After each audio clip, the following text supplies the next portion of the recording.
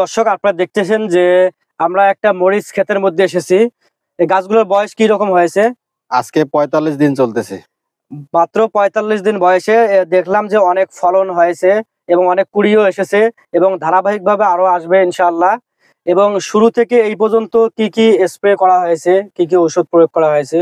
ঔষধ মূলত এইভাবে ধারাবাহিকভাবে তো অনেক ঔষধ ব্যবহার করা হয়েছে, তবে আহ এখানে যে কীটনাশক অর্থাৎ পোকার জন্য যে ওষুধগুলো ব্যবহার করা হয়েছে, এই ডায়মনশন, তারপরে একতারা, মোভেন্ডো, ড্রিল, ডুয়েট প্লাস, এরকম অনেক কীটনাশক ইউজ করছি, কিন্তু আসলে সবগুলো একসাথে না, ধারাবাহিক একটার পর একটার পর একটা 2-3 দিন 4 দিন পর পর স্প্রে। এই জায়গার মধ্যে কতগুলো চারা রোপণ করা হয়েছে? এখানে 2100 চারা আছে। 2100 চারা। মোট কয় শতক জমির মধ্যে 2100 চারা রোপণ করা হয়েছে? 24 শতক জায়গা। 24 শতক জায়গার মধ্যে 2100 চারা রোপণ করেছে। এবং আমরা যেটা দেখলাম যে আশা করা যায় এর থেকে ভালো ফলন হবে ইনশাআল্লাহ। এবং অসংখ্য ফলন এসেছে, ধারাবাহিকভাবে আসবে ইনশাআল্লাহ। এবং এই জাতটার নাম কি? কি কি জাতের এই জায়গায় চারা রোপণ করা হয়েছে? এটা যেটা দেখতে পাচ্ছেন, এটা হলো বিজলি প্লাস 2020।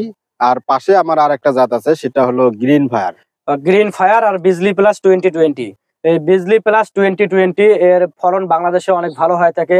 আপনারা এর আগে আমাদের ইউটিউবে অনেক রিভিউ দেখেছেন এবং আপনারা চাইলেও আপনারা বিজলি প্লাস 2020 চারাগুলো আমাদের কাছ থেকে সরাসরি সংগ্রহ করে এবং আরো বিভিন্ন প্রকারের সবজির চারা আমাদের কাছ থেকে ক্রয় করে আপনারা চারা রোপণ করতে পারেন।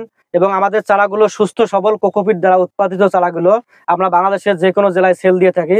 আপনাদের প্রয়োজন হলে আমাদের স্ক্রিনে দেওয়া নাম্বারে যোগাযোগ করবেন ইনশাআল্লাহ।